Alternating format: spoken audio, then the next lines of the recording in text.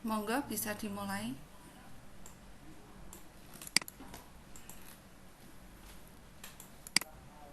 Assalamualaikum warahmatullahi wabarakatuh.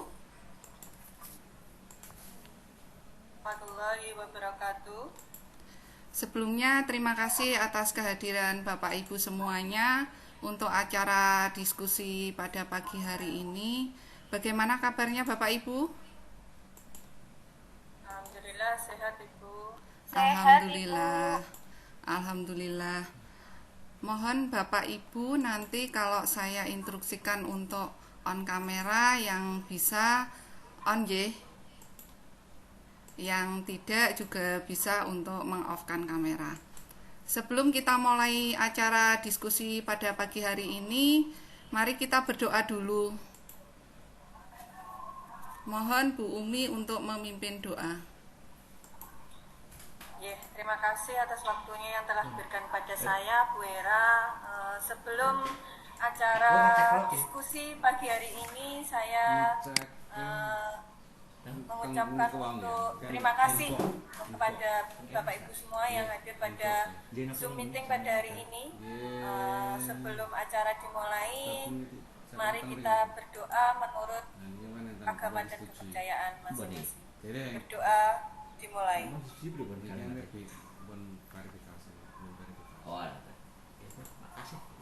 Selesai, terima kasih. Semoga dengan berdoa tadi kegiatan pada pagi hari ini dapat berjalan dengan lancar. Amin ya robbal alamin. Selanjutnya kita ice breaking sebentar ya Bapak Ibu. Masih ingat dengan tepuk semangat? Mohon Bapak Ibu kameranya yang bisa di-on-kan, di-on-kan. Kita mulai ya, hitungan ketiga dimulai. Tepuk semangat. Semangat.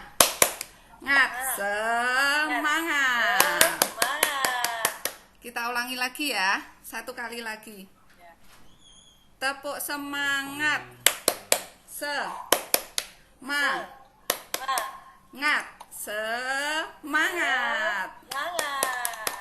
Oke, terima kasih Bapak Ibu atas supportnya. Selanjutnya saya akan membacakan susunan diskusi acara hari ini. Yang pertama adalah pembukaan. Tadi sudah kita mulai dengan doa bersama yang dipimpin oleh Ibu Umi.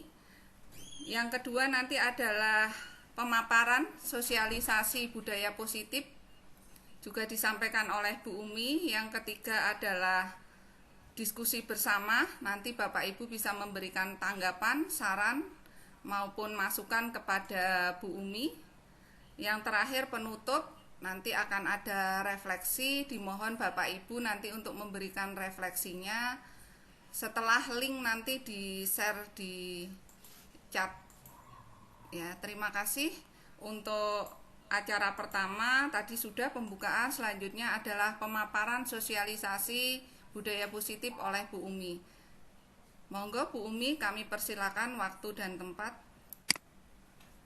Terima kasih Bu Era sebagai moderator, dan terima kasih pada Bapak Ibu guru semuanya dan yang hadir pada pagi hari ini di Zoom meeting saya, yaitu mengenai pemaparan budaya positif dan pengalaman budaya positif yang pernah saya lakukan. Ini saya izin untuk share screen ya.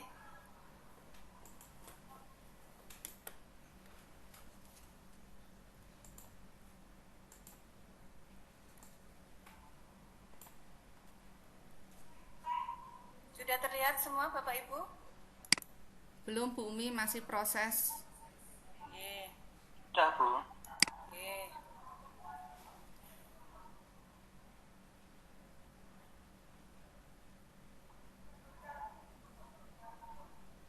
Sudah terlihat?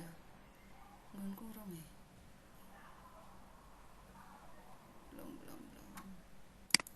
Tempat saya belum Bu, masih proses. Bu.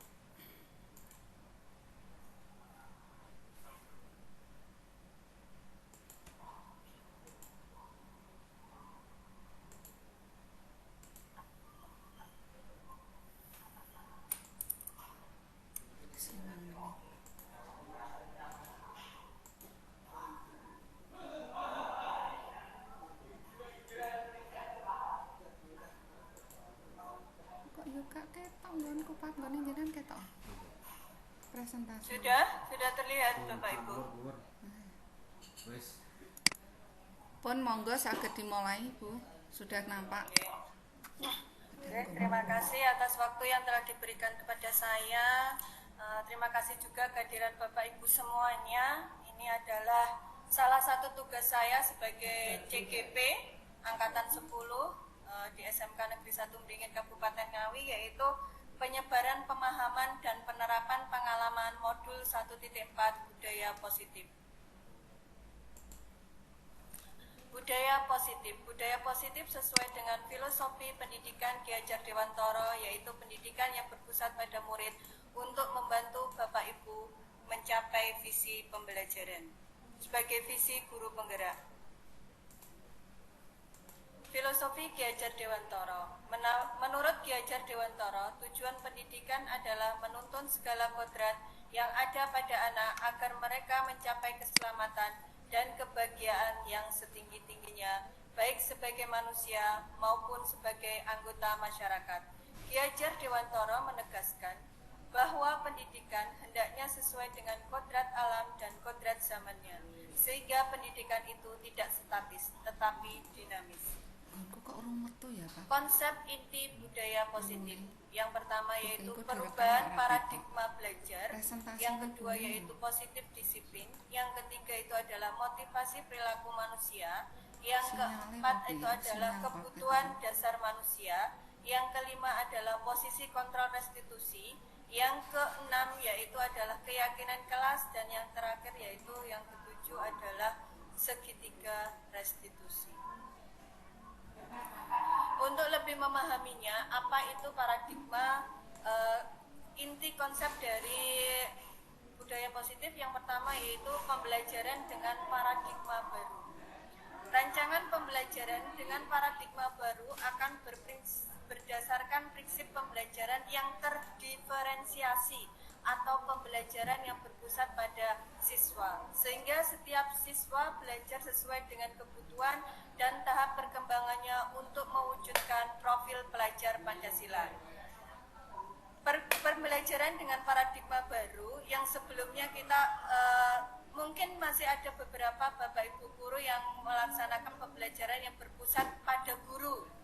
Sekarang sudah ada yang namanya pembelajaran dengan yang berpusat pada murid, dengan tujuan murid itu adalah mempunyai karakter profil pelajar Pancasila. Profil pelajar Pancasila itu mulai dari karakter yang akan terbentuk, yaitu beriman bertakwa kepada Tuhan Yang Maha Esa dan berakhlak mulia. Yang kedua yaitu mandiri, berbhinneka global, gotong royong, kreatif, dan bernalar kritis. Selanjutnya yaitu mengenai miskonsepsi tentang teori kontrol. Kita sebagai guru, sebagai pendidik kadang itu beranggapan kalau kita itu bisa mengontrol siswa, tapi ternyata itu hanya ilusi guru mengontrol murid. Ilusi guru mengontrol murid itu maksudnya adalah mungkin gini, kita berpendapat anak-anak waktu kita tunggu di dalam kelas, mungkin anak-anak itu bisa mengikuti pembelajaran dengan baik, tapi sewaktu kita tinggal mungkin ke kamar mandi sebentar, atau mungkin ada kepentingan keluar sebentar, itu anak-anak mungkin akan mulai rame sendiri. Nah, itu adalah suatu konsepsi tentang teori kontrol, ilusi guru tentang mengontrol murid. Yang kedua yaitu ilusi bahwa semua penguat positif efektif dan bermanfaat. Ini maksudnya adalah kalau kita kepada seorang murid memberikan dukungan, memberikan motivasi, itu belum tentu itu anak itu akan mempunyai penguatan positif. Karena tidak semua anak mempunyai sejenis pengalaman atau pengetahuan mengenai sebuah motivasi. Yang kedua yaitu miskonsepsi tentang teori kontrol, yaitu ilusi bahwa kritik dan membuat rasa bersalah itu mampu menguatkan karakter. Belum tentu kalau anak-anak kita itu, anak didik kita itu, kalau kita berikan sebuah, ayolah kita belajar sama-sama, jangan rame, nanti Bu Umi ditegur sama ibu kepala sekolah, itu dia akan merasa bersalah, itu belum tentu. Nah, karena itu kita itu salah kalau kita mempunyai konsep ada miskonsepsi mengenai teori kontrol. Yang selanjutnya yaitu ilusi bahwa orang dewasa itu berhak memaksa. Belum tentu kita sebagai pendidik atau guru itu bisa memaksa kehendaknya seorang murid. Nah, itu mengenai miskonsepsi tentang teori kontrol. Selanjutnya ini adalah stimulus respon lawan teori kontrol atau pandang tentang dunia. Kalau stimulus respon tentang dunia itu adalah realitas atau kebutuhan kita itu sama. Ternyata kalau menurut dia teori kontrol itu realitas kebutuhan kita itu berbeda. Maksudnya di sini kita tidak kita mempunyai pemahaman setiap anak itu mempunyai kebutuhan yang sama. Ternyata itu tidak. Ternyata anak itu mempunyai kebutuhan yang berbeda-beda. Selanjutnya adalah semua orang melihat hal yang sama. Jadi misalnya kalau anak itu mempunyai masalah, belum tentu semua orang itu menganggapnya masalah itu sesuai dengan yang dialami mereka. Nah, ini kalau teori kontrol, setiap orang memiliki gambaran yang berbeda. Terus selanjutnya, kita mencoba mengubah orang agar berpandangan sama dengan kita. Nah, itu salah. Kita berusaha memahami pandangan orang lain tentang dunia. Jadi bukan kita yang mengubah mereka, tapi kita yang harus memahami pandangan mereka. Selanjutnya yaitu perilaku buruk dilihat sebagai suatu kesalahan. Nah, ini kita itu sebagian kalau kita melakukan suatu kesalahan itu mesti itu anak itu melakukan kesalahan atau bagaimana, itu Bumi melakukan kesalahan. Itu seharusnya setiap perilaku memiliki tujuan. Jadi setiap orang, setiap anak, setiap manusia, kalau kita itu tidak semuanya mesti melakukan suatu kesalahan. Terus selanjutnya itu orang lain bisa mengontrol saya, tidak. Sekarang itu hanya Anda yang bisa mengontrol diri Anda. Jadi kalau misalnya kita melakukan suatu kesalahan atau bagaimana, itu yang bisa mengontrol itu adalah diri kita sendiri. Selanjutnya adalah saya bisa mengontrol orang lain. Lah, itu juga salah. Yang bisa mengontrol itu adalah kita tidak bisa mengontrol orang lain. Selanjutnya adalah pemaksaan ada pada bujukan gagal. Kadang kita kan kalau misalnya ada anak yang tantrum atau bagaimana, kita memaksa, dibujuk. Nah, sekarang tidak. Kalau teori kontrol tentang dunia itu adalah kolaborasi dan konsensus menciptakan pilihan-pilihan baru. Kita berkolaborasi, konsensus itu adalah kesepakatan atau keyakinan. Kita harus memadukan kolaborasi dan kesepakatan menciptakan pilihan-pilihan baru. Yang terakhir yaitu model berpikir menang atau kalah. Kalau kita misalnya menjudgment anak itu salah, kita yang menang, itu kayak kalah, kita yang menang, itu salah. Kita sama-sama berpikir menang-menang, kita sama-sama menang atau sama-sama win-win, seperti itu. Terus selanjutnya adalah disiplin positif. Sekarang saya mau tanya kepada Bapak Ibu semuanya, kalau mengenai disiplin itu menurut Bapak Ibu semuanya mesti kata yang biasanya kita itu yang ingat itu apa? Disiplin itu. Monggo Bapak Ibu. Disiplin itu menurut panjenengan semua itu apa?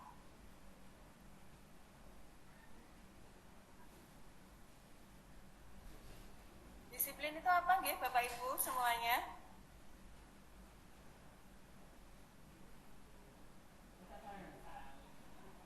Halo. Taat pada aturan, Bu. Oh, taat pada aturan. Mungkin yang lainnya monggo. Taat pada aturan. Disiplin. Kata disiplin itu biasanya kalau kita mendengar kata disiplin itu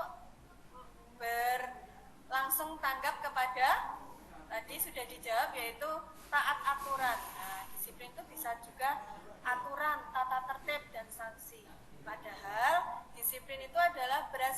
dari bahasa Latin, yaitu disiplina, yang artinya adalah belajar. Disiplin ini potensinya menuju sebuah tujuan apa yang dihargai. Disiplin itu termasuk adalah tanggung jawab.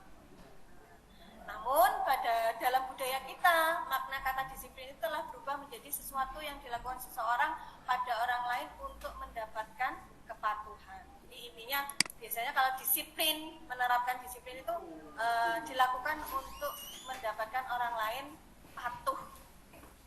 Terus selanjutnya yaitu kecenderungan umum adalah menggabungkan kata disiplin dengan ketidaknyamanan, bukan dengan apa yang kita hargai atau pencapaian suatu tujuan. Jadi bukan tidak hanya jadi kalau kita disiplin mesti ada rasa tidak nyaman seperti itu. Harus apakah nanti kalau kita tidak disiplin harus begini, apakah akan nanti dapat hukuman dan lain sebagainya, seperti itu ya kalau disiplin itu. Ini saya lanjutkan. Disiplin positif itu adalah mengajarkan dalam suasana yang penuh rasa hormat, empati dan kasih, disertai batasan yang adil, tegas dan konsekuensi yang masuk akal. Fokus pada perilaku yang ingin dikembangkan daripada perilaku negatif. Selanjutnya yaitu manfaat disiplin positif. Itu adalah mendorong pengembangan keterampilan hidup. Yang kedua yaitu anak tumbuh sehat secara sosial emosional. Yang keempat yaitu anak mengembangkan disiplin diri, tanggung jawab, kerjasama, keterampilan memecahkan masalah dan sebab akibat.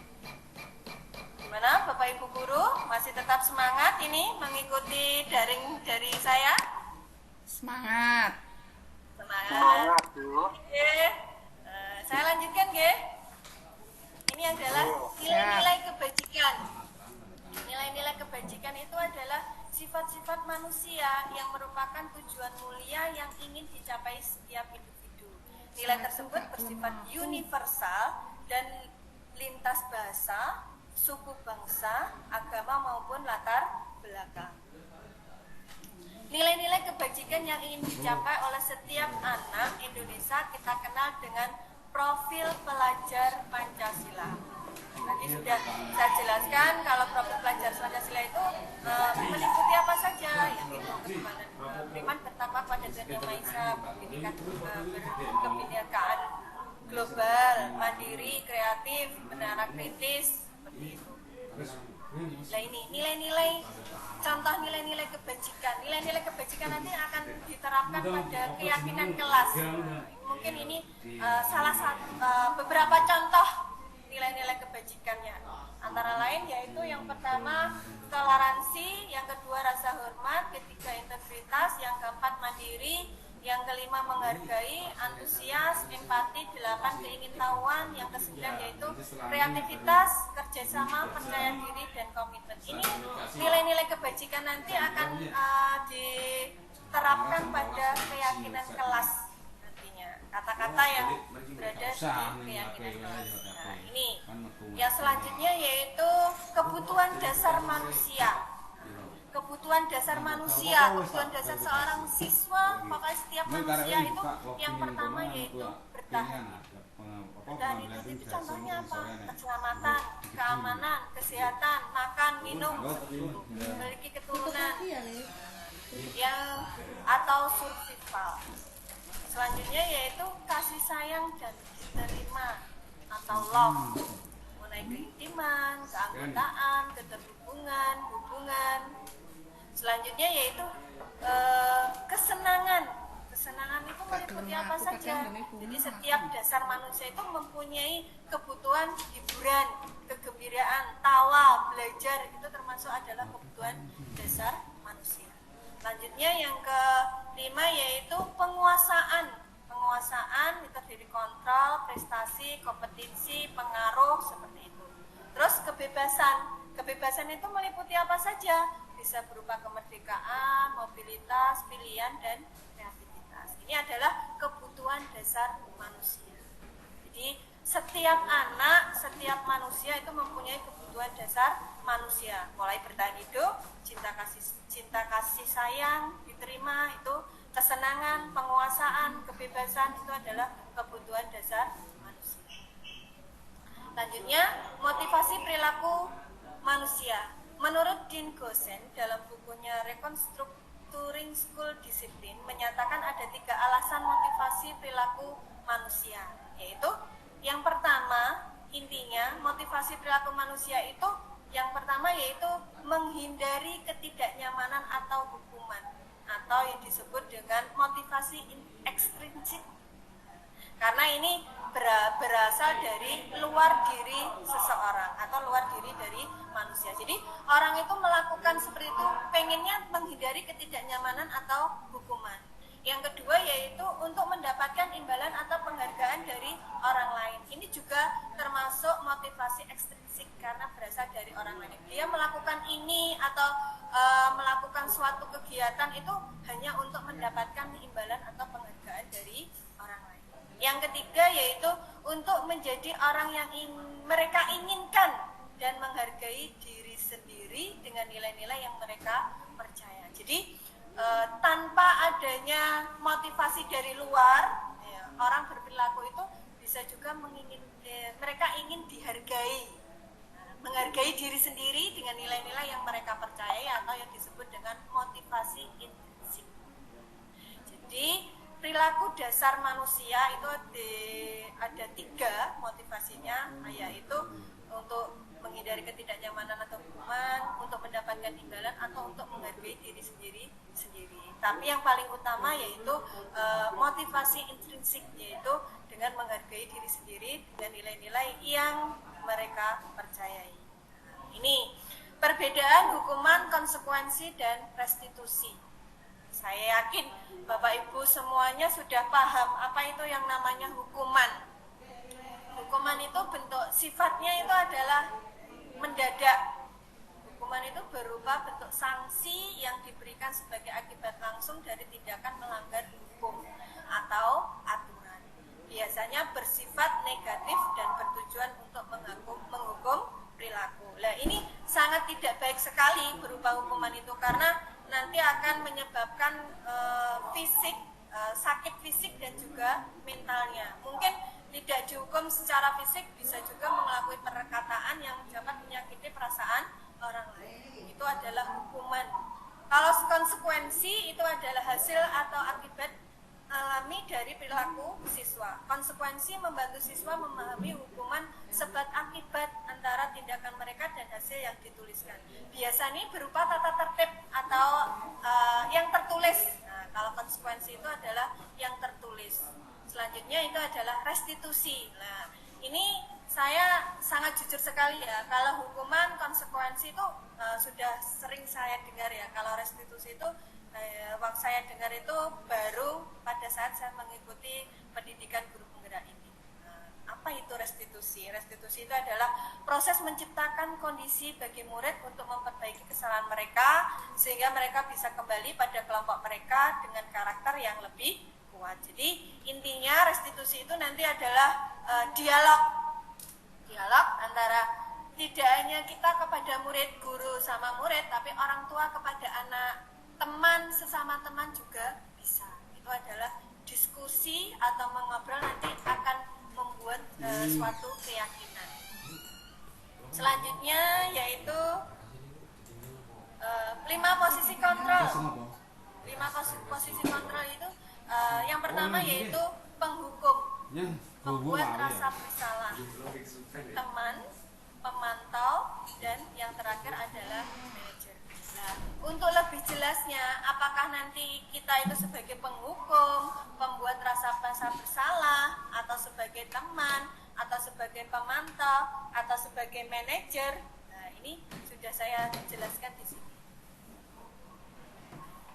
Penghukum. Seorang penghukum bisa menggunakan hukuman fisik maupun verbal.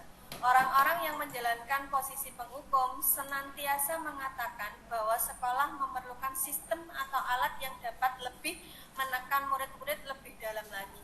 Guru-guru yang menerapkan posisi penghukum akan berkata, ini adalah contoh perkataan waktu seorang guru atau seorang orang tua itu adalah sebagai penghukum. Patuhi aturan saya atau awas. Nah, itu mesti ada kalimatnya itu seperti kayak ancaman seperti itu. Kamu selalu saja salah seperti itu. Terus pasti selalu yang terakhir selesai. Nah, ini kalau kita mungkin ada anak-anak kita yang mengumpulkan tugas itu mungkin ada yang berkata seperti itu. Mesti kamu yang terakhir mengumpulkan tugas seperti itu. Jadi guru seperti itu senantiasa percaya hanya ada cara agar pembelajaran bisa berhasil, yaitu cara dia itu yaitu cara penghukum. Jadi intinya kalau penghukum itu tidak hanya menghukum fisik tapi menghukum verbal. Terus selanjutnya yang kedua yaitu pembuat rasa bersalah. Pada posisi ini biasanya guru akan bersuara lebih lembut. Pembuat orang merasa bersalah akan menggunakan keheningan yang membuat orang lain merasa tidak nyaman, bersalah atau rendah diri. Kata-kata yang keluar dengan lembut akan seperti ini contohnya. Ibu sangat kecewa sekali dengan kamu. Nah, ini. Jadi kalau kita mengeluarkan kata-kata ini kan lembut, tapi membuat orang yang kita ajak bicara itu merasa tidak nyaman, merasa bersalah atau rendah diri. Ini contoh yang kedua yaitu berapa kali Bapak harus memberitahu kamu? Gimana coba kalau orang tua kamu tahu kamu berbuat seperti ini? Di sini ini adalah contoh-contoh kalimat pembuat rasa bersalah. Masih banyak lagi contoh-contohnya. Di sini murid akan memiliki penilaian diri yang buruk tentang diri mereka. Murid merasa tidak berharga dan telah mengecewakan orang-orang yang disayangi. Kenapa ya Pak sinyal berarti? Ini adalah pembuat rasa bersalah. 5 posisi kontrol yang kedua. Yang ketiga yaitu teman. Guru pada posisi ini tidak akan menyakiti murid, namun akan tetap berupaya mengontrol murid melalui persuasi. Posisi teman pada guru bisa negatif maupun positif. Positif di sini berupa hubungan baik yang terjalin antara guru dan murid. Guru di posisi teman menggunakan hubungan baik dan humor untuk mempengaruhi seseorang. Nah, kata-kata yang biasanya digunakan, ayo bantulah demi Bapak ya. Ayo ingat tidak bantuan Bapak selama ini. Ya sudah, kali ini tidak apa-apa, nanti Ibu bantu bereskan ya. Ini adalah contoh kalimat kita sebagai teman. Hal negatif dari posisi teman adalah bila suatu saat guru tersebut tidak membantu, maka murid akan kecewa dan berkata, saya pikir Bapak atau Ibu teman saya. Mereka merasa dikecewakan dan tidak mau lagi berusaha. Hal lain yang mungkin timbul adalah murid hanya akan bertindak untuk guru tertentu dan tidak untuk guru lainnya. Murid akan tergantung pada guru tersebut. Ada posisi positif dan ada juga posisi negatif kalau kita sebagai kontrol kita sebagai teman. Selanjutnya yaitu yang keempat yaitu sebagai pemantau, memonitor atau mengawasi. Pada saat kita mengawasi, kita bertanggung jawab atas perilaku orang-orang yang kita awasi. Posisi pemantau berdasarkan pada peraturan-peraturan dan konsekuensi. Dengan menggunakan sanksi atau konsekuensi, kita dapat memisahkan hubungan pribadi kita dengan murid. Sebagai seseorang yang menjalankan posisi pemantau, pertanyaan yang biasa digunakan pada posisi pemantau itu, peraturannya apa? Nah, masih ada suara-suara yang kurang mengenakan. Apa yang telah kamu lakukan? Sanksi atau konsekuensinya apa? Seorang pemantau sangat mengandalkan perhitungan, catatan, data yang dapat digunakan sebagai bukti atas perilaku seseorang. Jadi posisi pemantau itu tidak hanya hanya memantau, tapi dia masih membuka catatan-catatan. Apakah anak ini ada data-data yang sebelumnya pernah melakukan seperti ini? Seperti itu. Posisi ini akan menggunakan stiker, slip catatan, dan daftar cek. Posisi monitor sendiri berawal dari teori stimulus respon yang menunjukkan tanggung jawab dalam menghadapi siswa. Selanjutnya adalah pada posisi terakhir, yaitu posisi manajer. Posisi terakhir manajer adalah posisi mentor, di mana guru berbuat sesuatu bersama dengan murid, mempersilahkan murid mempertanggungjawabkan perilakunya, mendukung murid agar dapat menentukan solusi atas permasalahan sendiri. Seorang manajer telah memiliki keterampilan di posisi teman maupun pemantau, dan dengan demikian bisa jadi di waktu-waktu tertentu kembali kepada posisi tersebut bila diperlukan. Namun bila kita menginginkan murid-murid kita menjadi manusia yang merdeka, mandiri, dan bertanggung jawab, maka kita perlu mengacu pada restitusi yang dapat menjadikan murid kita seorang manajer bagi dirinya sendiri. Di manajer, guru diajak untuk menganalisis kebutuhan dirinya maupun kebutuhan orang lain. Di sini penekanan bukan pada kemampuan membuat konsekuensi, namun berkolaborasi dengan murid bagaimana memperbaiki kesalahan yang ada. Nah, ini contoh-contohnya. Apa kamu yakin? Apa yang kita yakini? Kamu tahu nggak keyakinan kelas kita? Apa rencana yang akan kamu perbaiki? Seperti itu. Nah, ini adalah contoh posisi seorang guru atau seorang orang tua itu sebagai manajer. Selanjutnya, ini tugas seorang manajer bukan untuk mengatur perilaku seseorang. Kita membimbing murid untuk dapat mengatur dirinya. Seorang manajer bukan memisahkan murid dari kelompoknya, tapi mengembalikan murid tersebut ke kelompoknya dengan lebih baik dan kuat. Itu tadi adalah 5 posisi kontrol. Bagaimana Bapak Ibu, masih tetap semangat ya mengikuti daringnya dari saya? Masih semangat, Bu. Oke, terima kasih Pak Guntur. Dilanjut ya. Lah, saya pengen tahu apakah apa yang sudah saya jelaskan pada 5 posisi kontrol tadi sudah dipahami oleh Bapak Ibu guru semua atau yang berada pada Zoom pada hari ini. Nah, ini saya mempunyai kasus.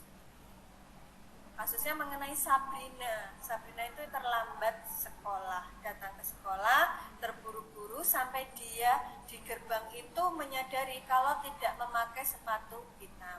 Nah, seperti keyakinan di sekolah kita kalau setiap hari Senin sampai Rabu itu kan kita wajib memakai sepatu warna hitam kecuali hari Kamis. Nah, ini juga ada seperti itu di depan kelas itu ada Pak Lukman memperhatikan sepatu Sabrina yang berwarna coklat.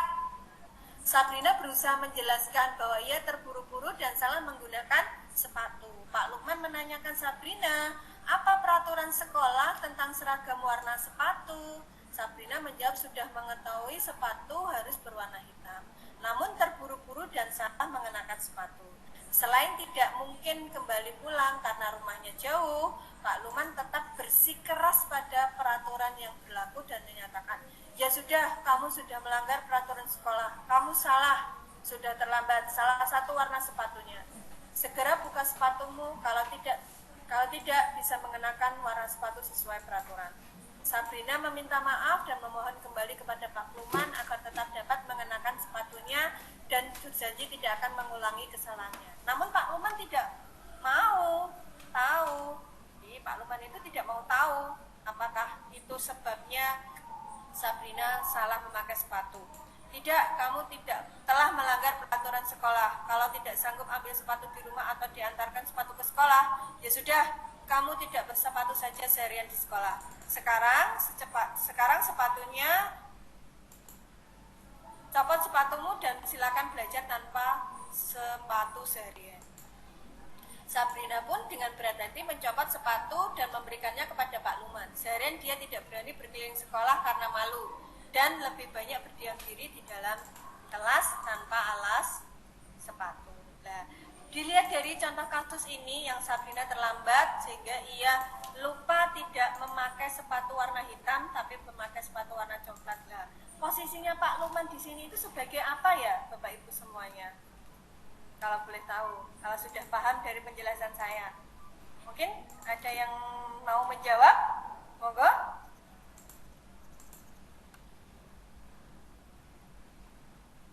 Halo. Monggo, Bapak Ibu yang mau menjawab?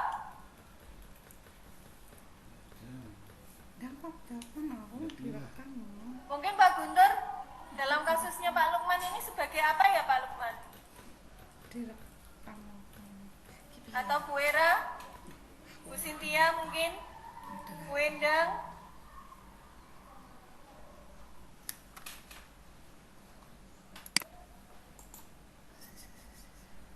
Mohon maaf Bumi, Halo? slide-nya tidak berjalan. Ya, Tolong ditutup terus dimulai lagi slide-nya Oke, diulangi. Iya, tidak berjalan, mohon maaf. oke, oke Bu. Oke.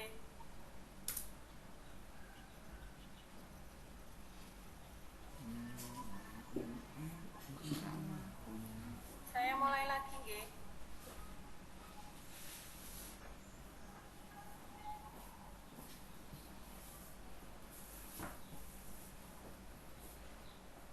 Sudah terlihat?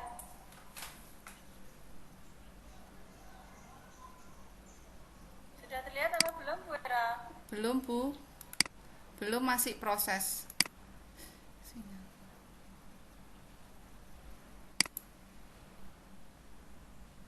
Sini aku ya, Kak Isa ya. Kak Isa.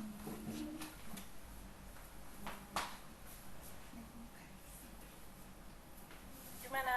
Kelihatan nggak, Bu? Sudah Sudah anu berjalan, proses. anu proses. Oke.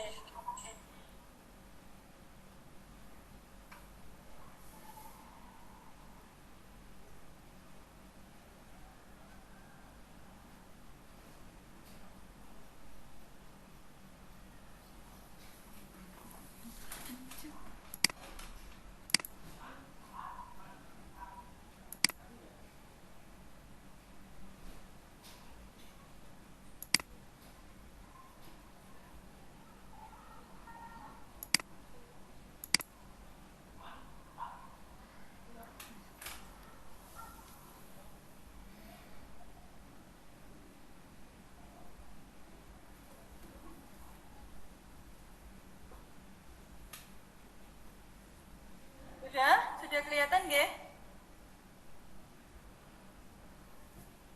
Tempat saya belum, Bu. Mungkin yang lain. Mungkin yang lain Sudah sudah kelihatan, jelas, kenapa belum?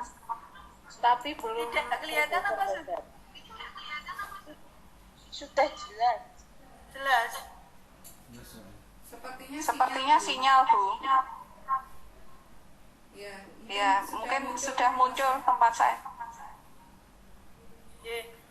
Bagaimana ya mengenai kasus ini? Saya lanjutkan nggih. Bagi yang lainnya bisa langsung mengikuti lagi. Ini mengenai cerita Sabrina. Sabrina yang bangun terlambat sehingga dia buru-buru ke sekolah dan akhirnya sepatu yang dipakai salah warnanya. Harusnya memakai sepatu hitam menjadi warna coklat. Nah, di sini Pak Lukman itu tidak mau tahu. Dia mengatakan ya sudah, kalau kamu melanggar peraturan sekolah kamu salah, sudah terlambat, salah pula warna sepatunya. Nah, menurut Bapak Ibu semuanya, dengan apa yang sudah saya jelaskan mengenai 5 posisi kontrol, posisi kontrolnya Pak Lukman di kasus ini itu sebagai apa? Monggo Bapak Ibu yang sudah paham mengenai 5 posisi kontrol. Monggo, Pak Guntur mungkin. Terus sendiri Pak, ternyata listnya salah Pak. Atau mungkin Bu Endang, monggo Bu Endang ditanggapi ini contoh kasus yang pertama ini yang saya buat. Atau Bu Ana.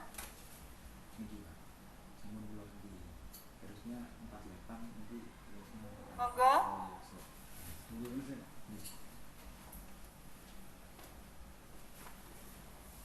Monggo Bu Era ditanggapi untuk kasus ini Bu Era.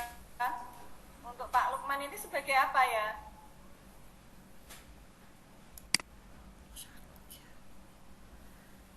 Tolong slide 5 posisi kontrolnya Bumi dibukakan.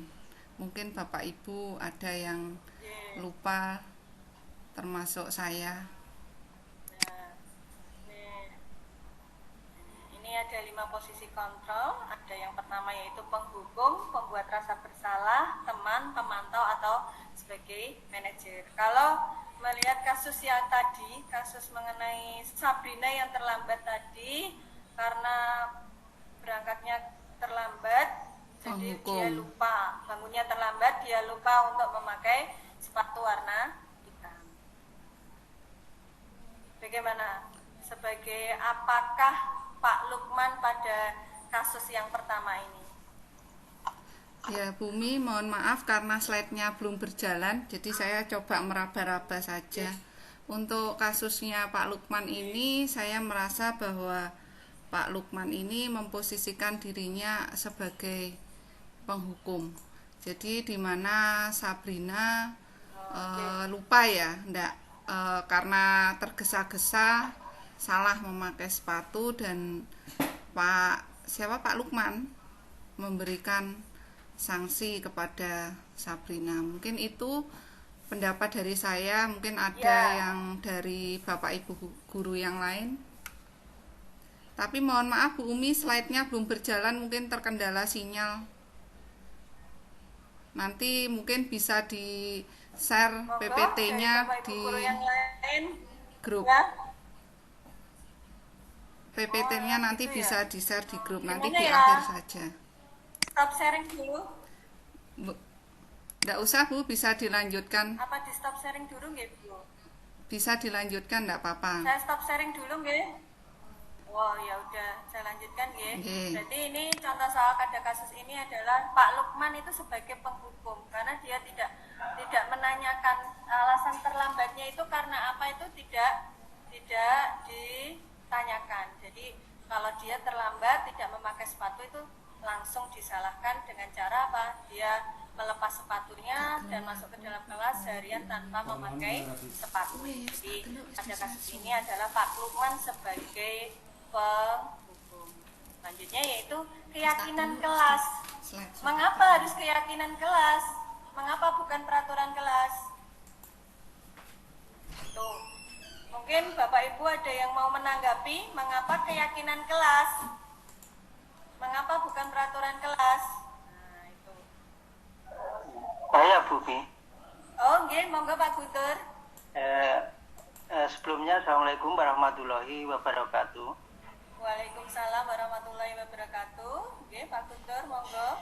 Kaitannya dengan keyakinan kelas di situ, saya mau menanggapi tentang pertanyaan itu Bumi ya, tentang mengapa keyakinan kelas itu merupakan bagian dari peraturan kelas. Saya kira atau menurut saya itu bahasanya keyakinan kelas itu bagian dari kesepakatan baik itu peserta didik maupun gurunya. Mungkin itu yang bisa saya berikan paparannya. Terima kasih. Wassalamualaikum warahmatullahi wabarakatuh. Waalaikumsalam warahmatullahi wabarakatuh. Terima kasih Pak Guntur atas tanggapannya atau jawabannya untuk mengapa kita menggunakan keyakinan kelas, mengapa kita bukan peraturan kelas. Itu karena apa? Kalau keyakinan itu kan berasal dari siswa sendiri nggih Pak, berasal dari kesepakatan antara guru dengan muridnya, dengan teman-temannya gitu. Kalau peraturan itu kan seolah-olah dibuat oleh gurunya sendiri. Ngoten nggih Pak? Nah, berarti secara sepihak berarti dapat disimpulkan keyakinan kelas itu memiliki keunggulan dibandingkan peraturan kelas karena mereka berdasarkan pada nilai-nilai universal, memotivasi perilaku intrinsik dan menciptakan lingkungan kelas yang lebih positif dan berdaya tahan. Jadi intinya kalau keyakinan kelas itu ada kesepakatan atau keyakinan yang diyakini siswa itu sendiri dengan muridnya. Kalau peraturan itu biasanya dari gurunya saja. Gitu nggih Pak Guntur? Berarti alasannya mengapa kita memakai keyakinan kelas dan bukan peraturan kelas itu adalah itu. Betul nggih Pak Guntur? Bu, terima kasih Bu. Nah ini pembentukan keyakinan kelas. Pembentukan keyakinan kelas itu yang pertama yaitu bersifat abstrak daripada peraturan yang lebih rinci dan konkret. Nih. Terus selanjutnya yaitu keyakinan kelas senantiasa dibuat dalam bentuk positif. Jadi kalau kita itu membuat keyakinan kelas itu biasanya menggunakan nilai-nilai kebijakan itu. Dan tidak terlalu banyak sehingga diingat dan mudah dipahami. Misalnya kalau kita dilarang mencontek waktu ujian, bahasa yang digunakan yaitu jujur. Seperti itu, atau mungkin tidak boleh terlambat datang masuk kelas kita bisa menggunakan kata-kata disiplin waktu seperti itu. Nah, ini menggunakan pernyataan-pernyataan universal dalam pembentukan keyakinan kelas. Selanjutnya yaitu semua warga kelas hendaknya ikut berkontribusi dalam pembuatan keyakinan kelas lewat kegiatan curhat pendapat. Jadi kalau keyakinan kelas itu berasal dari siswa sendiri ya. Keyakinan siswa apa yang kita yakini agar kelas ini dapat berjalan dengan kondusif, baik dan seterusnya. Terus selanjutnya adalah sesuatu yang dapat diterapkan di lingkungan sekitar kita, lingkungan sekolah. Selanjutnya yaitu bersedia meninjau kembali keyakinan kelas dari waktu ke waktu. Jadi kalau misalnya keyakinan kelas kita dalam waktu 1 tahun sudah bisa kita rubah lagi seperti itu. Terus selanjutnya yaitu segitiga restitusi.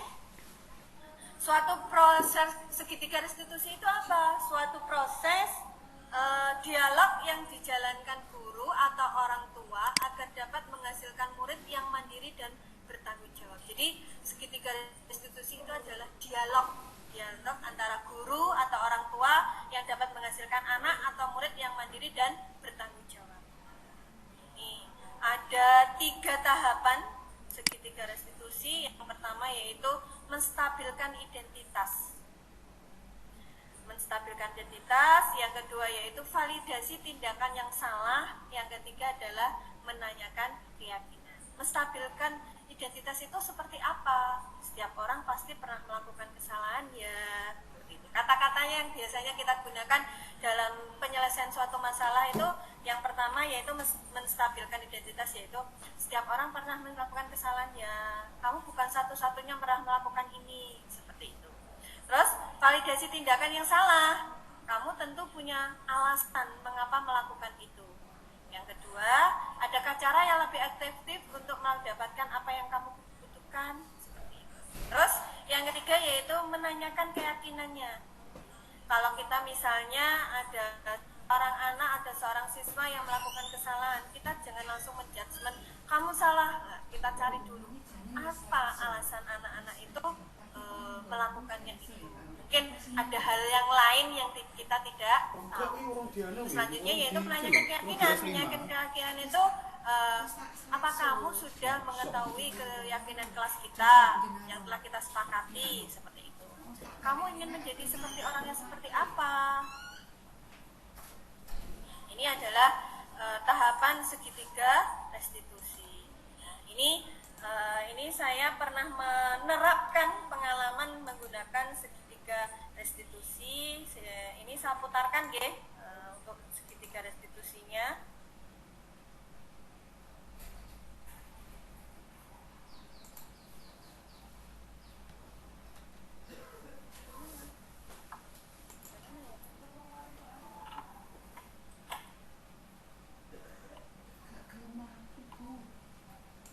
Bisa nyalai.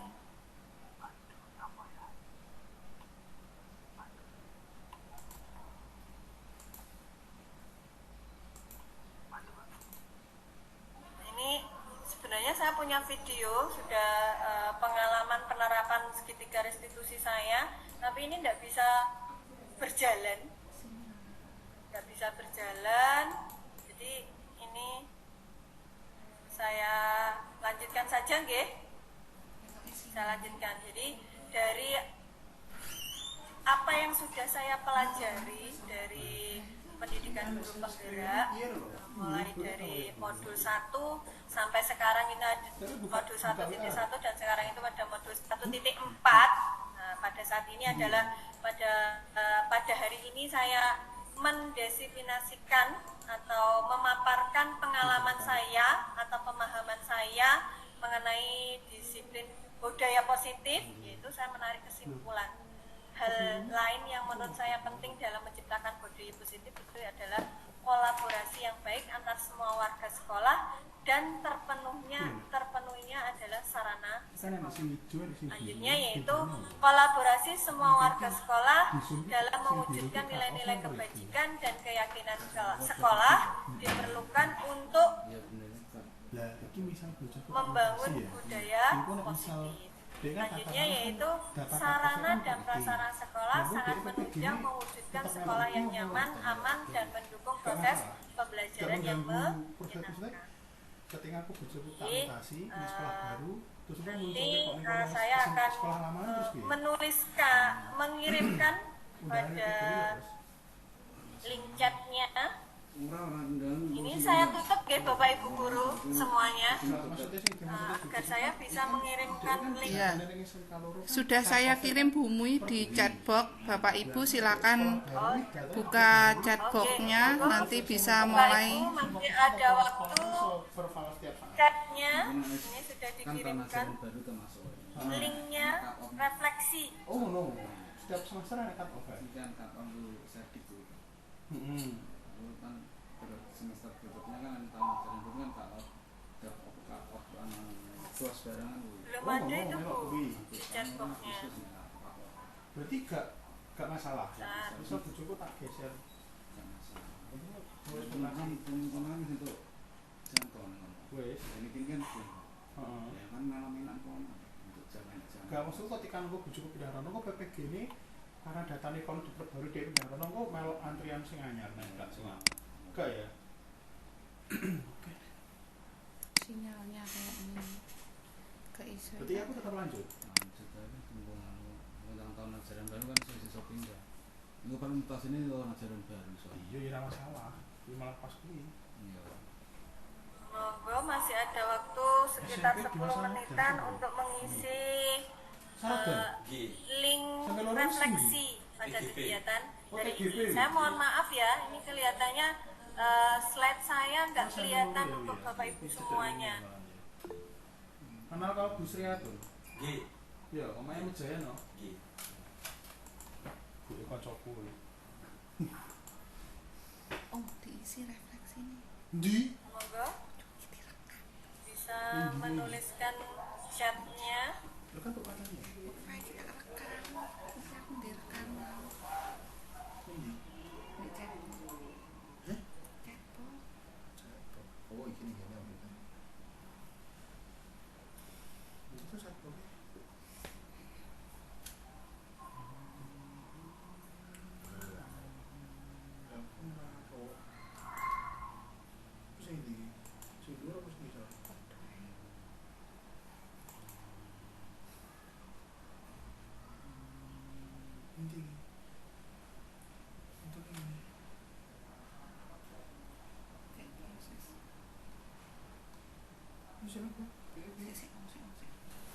Waktu tengah sekolah lek ngisi kok. Malah wong perasaane seneng. Lah. Hah? Senang. Senang.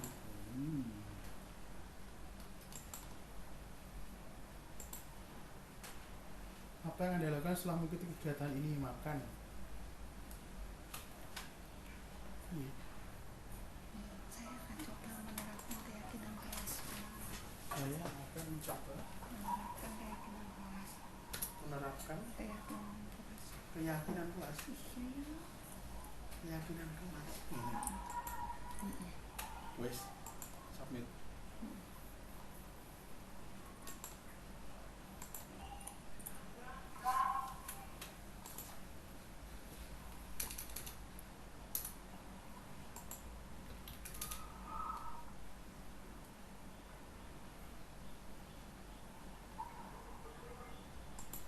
Saya akan menerapkan keyakinan kelas.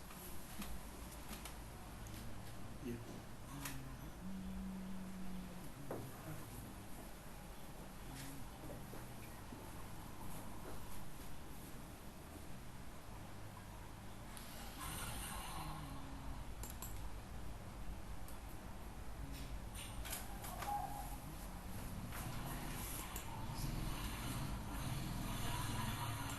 Surat refleksi ini bukan dengan waktu. Waktunya surat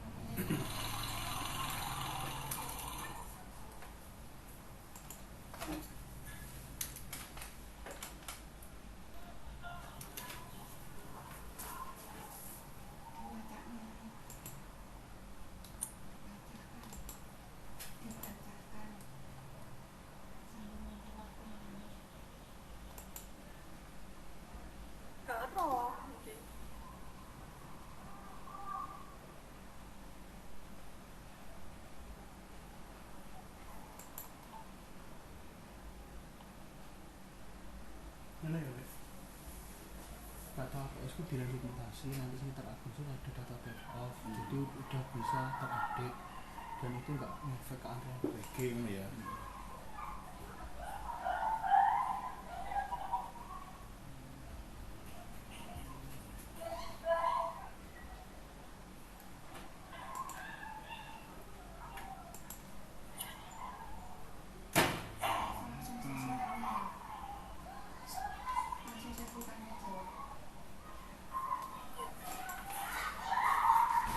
Sambil menunggu hasil dari itu refleksi Bapak Ibu, nanti bisa saya lihat seperti apa refleksinya Bapak Ibu semua setelah mengikuti pemaparan pemahaman dan pengalaman saya mengenai budaya positif. Jadi saya kembalikan kepada moderator untuk sesi tanya jawab.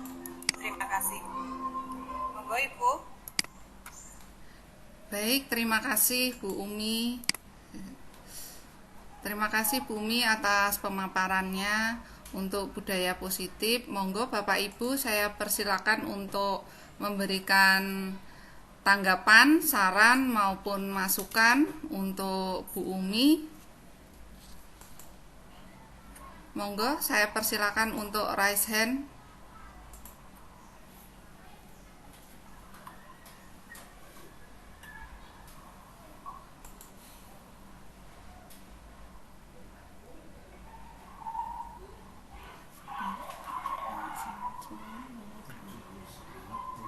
Monggo, yang mau bertanya, masih ada waktu. Oke, Bu Ana, monggo dibuka mikrofonnya. Oke, Bu Ana, monggo saya persilakan. Ya, kami mau menanyakan Bu, Oke. apa tantangan yang mungkin dihadapi dalam menciptakan budaya positif di sekolah? Oke. Mengenai tantangan yang mungkin dihadapi dalam menciptakan budaya positif di sekolah itu adalah tidak selalu mudah ya kita menerapkan budaya positif di sekolah itu, mesti selalu ada tantangannya. Tantangan utamanya yaitu perbedaan latar belakang dan nilai-nilai dari komunitasnya itu sendiri, dari anggota komunitasnya. Kalau kita dalam suatu sekolahan berarti latar belakang dari seluruh warga sekolah kita yang beragam. Selain itu perubahan budaya itu memerlukan waktu dan komitmen yang konsisten dari seluruh pihaknya. Jadi tantangannya itu selain latar belakang dari seluruh, kalau kita di sekolah berarti seluruh warga sekolah, dan juga membutuhkan waktu dan komitmen dari seluruh pihak. Matan Ibu. Bu, terima kasih atas semuanya. Oke, terima kasih Bu. Mungkin ada lagi dari Bapak Ibu yang ingin bertanya, monggo. 0859 4102 0287. Monggo Bapak Ibu yang mau memberikan tanggapan juga bisa, silakan raise hand.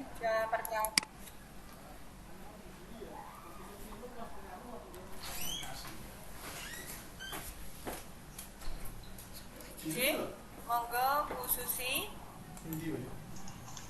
Terima kasih Bu Umi.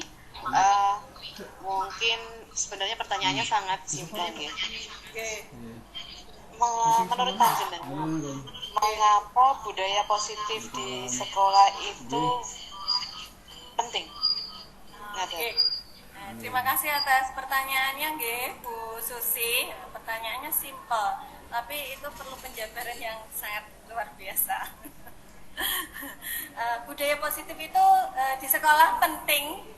Di sekolah itu penting karena berkontribusi pada kesejahteraan seluruh komunitas di sekolah. Ketika siswa merasa tidak aman gitu. Kalau siswa itu merasa tidak aman, Mungkin tidak pelajaran tidak baru diterima, nanti itu Mas. siswa lebih cenderung terlibat pada terlibat pada proses pembelajarannya. Kalau siswa itu merasa tidak aman dan tidak merasa tidak diterima, itu akan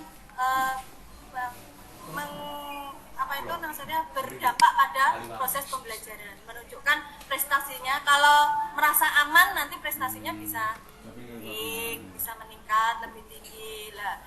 Kalau memiliki hubungan yang sehat dengan teman sebaya atau rekan guru, itu mesti dalam lingkungan belajarnya, dalam bekerja akan termotivasi, produktif, dan mampu memberikan pengajaran yang berkualitas. Kalau kita mempunyai hubungan yang baik dengan rekan guru, kita akan memberikan pengajaran yang baik juga, seperti itu.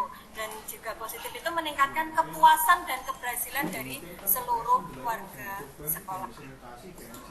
Kalau menurut saya pentingnya budaya positif di sekolah itu kalau misalnya kalau ada rasa aman, ada rasa senang pada diri peserta didik, itu akan meningkatkan prestasinya. Kalau demikian juga kita dengan rekan guru. Kalau rekan guru sama rekan guru itu ada kerjasama yang baik, hubungannya baik, nanti akan terberimbas pada pengajaran yang baik. Seperti itu, Bu Susi, bagaimana? Ya, terima kasih Bu Umi. Saya kira jawabannya sudah keseluruhan lah. Katakanlah kita berada di posisi sebagai siswa juga, kemudian kita sebagai seorang pengajar juga.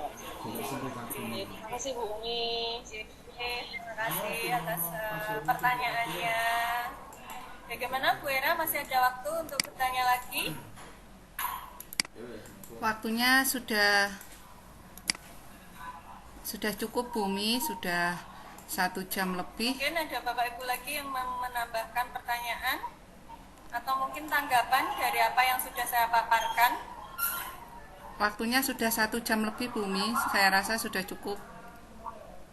Oh, oke, karena waktunya sudah 1 jam dan sudah cukup, saya sebelumnya minta maaf karena mungkin dari saya tadi terganggu sinyal, jadi pemaparan saya PPT saya tidak terlihat.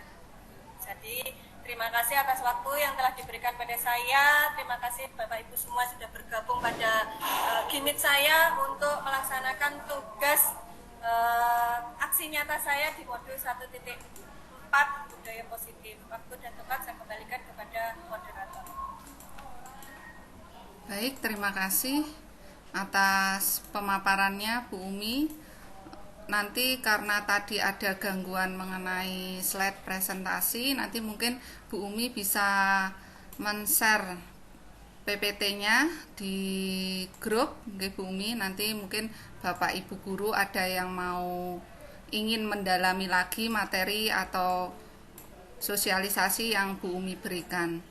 Lalu yang kedua, saya mohon refleksinya Bapak Ibu yang belum mengisi untuk segera mengisi, karena itu sebagai bahan evaluasi kami ya untuk kedepannya, untuk mengadakan kegiatan seperti ini lagi supaya lebih baik lagi. Mungkin itu dari saya. Sebelum kita tutup, kita tadi sudah dibuka dengan doa, mari sekarang kita tutup dengan doa penutup. Monggo Bu Umi dipimpin untuk doa penutup. Oke.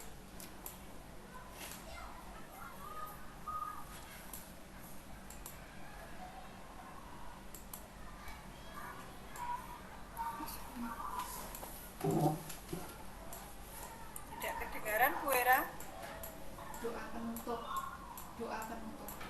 Pimpin doa penutup. Mikrofonnya diaktifkan Bu Era. Gimana Pak Guntur? Mikrofonnya Bu Era kelihatannya nonaktif. Oh, nggih Pak.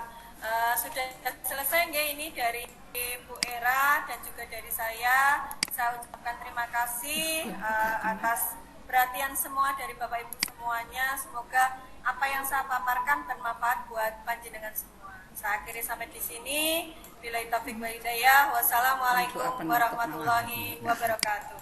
Waalaikumsalam warahmatullahi wabarakatuh. Waalaikumsalam warahmatullahi wabarakatuh.